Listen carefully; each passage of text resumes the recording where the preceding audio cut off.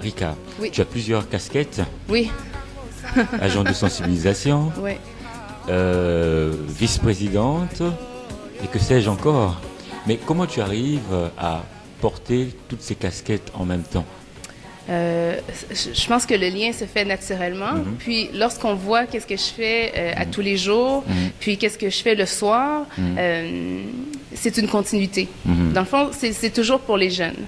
Donc, mon but vraiment, c'est de travailler pour les jeunes montréalais, mais aussi les jeunes québécois, les jeunes partout. Si je pense qu'on peut faire un changement ici à Montréal, je pense que ça peut faire un impact un petit peu partout. Donc, je pense que c'est pas juste à Montréal l'impact que ça peut avoir, mais je pense que le lien est naturel.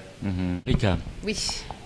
finalement, est-ce que, parce que si j'ai bien compris, la plupart des projets que tu réalises au Oui. sein des écoles Oui. ont une approche coopérative. Est-ce Oui. que c'est là l'avenir finalement? Je pense qu'il faut avoir une diversité, c'est-à-dire que chaque forme juridique d'entreprise est très importante. Je pense qu'il n'y a pas seulement une seule forme juridique d'entreprise qu'il faut vraiment prioriser.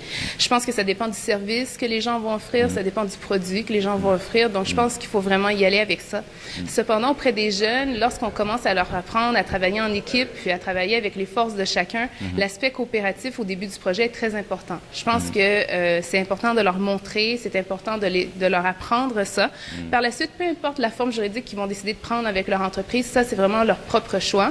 Mais je pense que c'est important quand même, peu importe, même s'ils décident de travailler sous une forme d'entreprise vraiment privée, individuelle, par action, peu importe qu'est-ce qu'ils décident de faire, que ce volet-là humain, coopératif, soit quand même acquis pour eux. Je pense que c'est important quand même qu'ils puissent être sensibilisés à cette forme-là. Parfait. Tu es très active dans l'entrepreneuriat, pas seulement ici au Québec, mais aussi à l'international. Tu as été en France et aux États-Unis, à Cincinnati. Oui. Est-ce que tu peux nous dire un tout petit peu qu'est-ce que tu as appris là-bas et ce que ces expériences pourraient-elles apporter à notre réalité québécoise? À l'automne 2010, j'ai décidé avec mon directeur puis une autre collègue d'aller visiter la France pour justement voir les différentes façons, les différents outils que les Français utilisent pour l'entrepreneuriat. Étant donné qu'on utilise l'entrepreneuriat comme outil d'intervention auprès des jeunes à risque de décrocher ou des jeunes qui sont déjà décrocheurs ou des jeunes qui sont éloignés du marché du travail, je trouvais ça important qu'on puisse quand même essayer d'aller voir qu'est-ce qui se faisait ailleurs. Donc, on a monté une mission d'échange d'expertise avec la France pour pouvoir aller voir qu'est-ce qui se passait de l'autre côté de l'océan. Il y a beaucoup de belles choses qui se passent là-bas. Nos réalités sont quand même un petit peu différentes au niveau de la jeunesse. Mais je peux dire qu'au Québec, il y a des belles choses qui se passent ici pour les jeunes, que les jeunes devraient vraiment bénéficier de tout ce qu'on a ici, que ce soit même au niveau des ressources, pas juste financières, mais aussi humaines, qu'ils ont aussi ici pour pouvoir réaliser un projet. Je pense que c'est important. Je pense que on n'a pas envié personne. Je pense que tout ce qu'on a ici est vraiment destiné pour la jeunesse ici au Québec.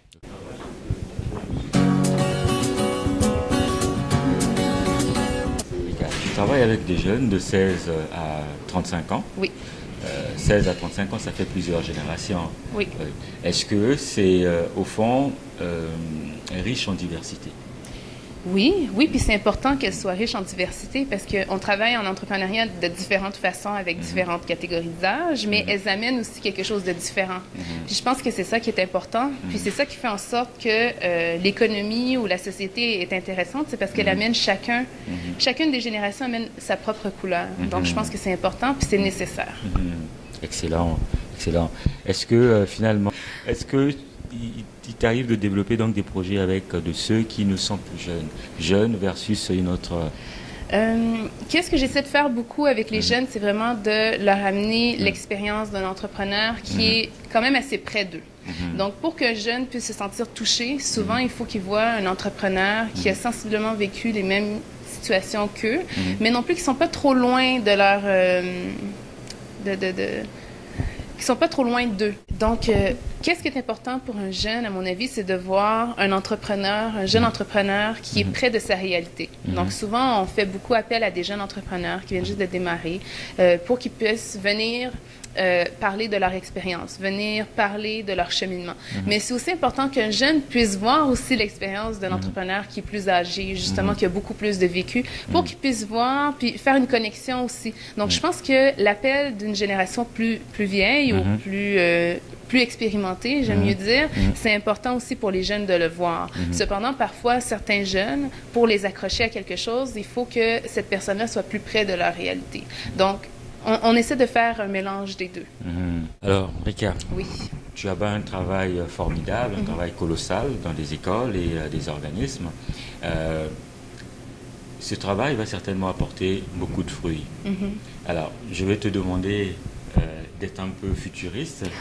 Dans 5-10 ans, comment trouveras-tu les choses? J'espère que le taux de décrochage va avoir baissé. Ça, c'est un souhait que j'ai. J'espère que le taux de nouveaux entrepreneurs va avoir augmenté.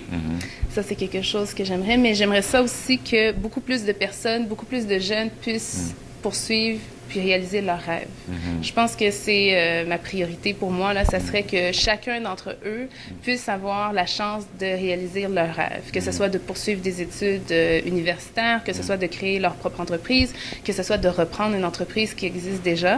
Je pense que c'est important, mais je pense que j'aimerais ça que les jeunes puissent réaliser leurs rêves. Est-ce que tu aurais justement, en conclusion, un mot à dire à ces jeunes qui te regardent? Je pense que les jeunes, c'est important de persévérer. Je pense que dans la vie, il y a toujours des obstacles, puis ça, on est la preuve vivante qu'il y a des obstacles, qu'on peut les surmonter. Je pense que les jeunes devraient réaliser quand même qu'on est chanceux ici, quand même. On a beaucoup de ressources, que ce soit humaines, financières, on a l'aide de plusieurs organismes ici. Donc, que les jeunes puissent utiliser cette richesse qu'on a ici, la richesse globale, pour pouvoir justement réaliser leurs rêves. Donc, je pense qu'il faut persévérer, il ne faut pas laisser tomber, il va y avoir des obstacles. Je pense que c'est important aussi de faire des erreurs. Je pense qu'on grandit d'une façon que les gens ont l'impression que faire des erreurs, c'est pas bien. Pourtant, moi, je vois faire une erreur, pour moi, c'est très important, à la limite, mais il faut apprendre de cette erreur-là. Donc, moi, je dis aux jeunes, persévérez, faites des erreurs, apprenez, réajustez-vous, mais toujours gardez votre rêve en tête. Excellent. Rika, merci beaucoup. Merci, Constantin. D'avoir été notre invité. Merci, ça me fait plaisir. J'espère que nous aurons l'occasion de discuter d'autres sujets, par exemple l'économie sociale, etc., etc. Je l'espère aussi. Oui. Merci. C'est parfait. Merci bien. C'est bien. Je pense que c'était excellent. Merci. Je n'ai rien à dire. Pour de vrai? Oui. Ah, je suis contente. Je suis contente. Ce qu'on va faire, je vais laisser le micro là. Non, je pense que c'est différent. Différent à chaque fois. Mais c'est intéressant, c'est bon qu'elle soit différente. Ah, pardon. Oui. Non, elle est différente, puis c'est important qu'elle soit différente. Ok. Il faut qu'elle soit différente, parce qu'elle amène différentes choses. Ok. Alors, Rika, tu travailles avec des jeunes de 16 à 35 ans. Ça fait une mosaïque, une diversité de générations.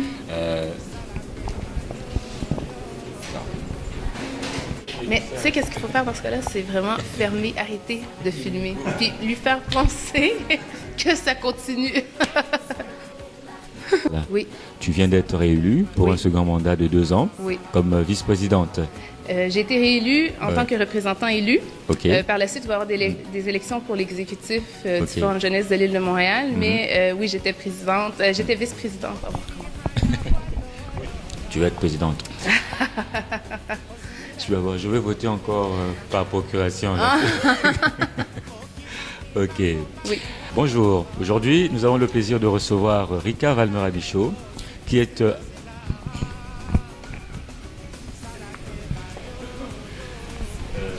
de sensibilisation en entrepreneuriat. Jeunesse.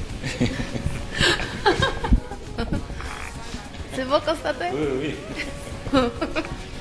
Attends. Oui. Voilà. Tu peux dire présidente d'Haïti aussi.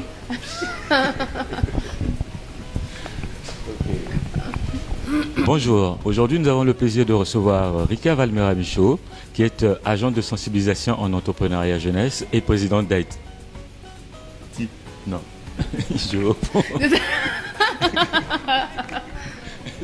Merci. Oh, attention, Constantin. Les fils, hein. C'est bon? Tu veux reprendre? Parce que à la fin, tu avais trébuché. L'œil du chef. La chef.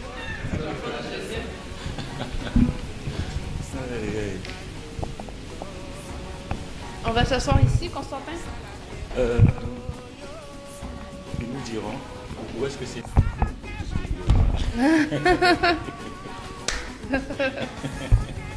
Parce qu'étant donné que nous, on l'utilise en tant que outil de perception au niveau de... Attends, il faut que je recommence. Comment je vais utiliser le bon mot? Ok, je l'ai. C'est bon.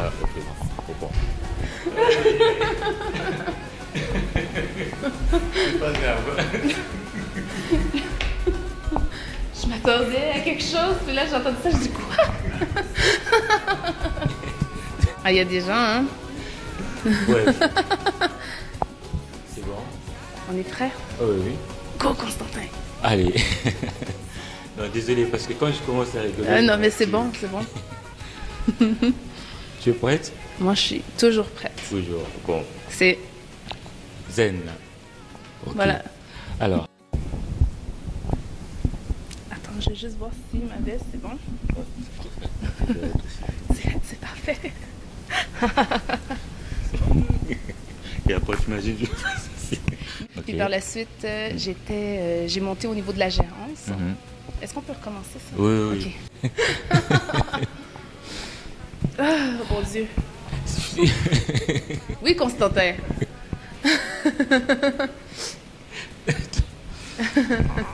Attends, je... C'est parfait. Et après, tu imagines, je fais ceci. Mais Ici, là. Il vient là. ici, Plutôt là. Très bien, tu dis des choses. Maintenant, on va discuter parce que il y a beaucoup qui n'ont pas compris cette approche-là de l'entrepreneuriat. Tu vois, parce que pour plusieurs, l'entrepreneuriat, c'est juste l'aspect financier, monétaire, etc. Alors que c'est d'abord la dimension humaine.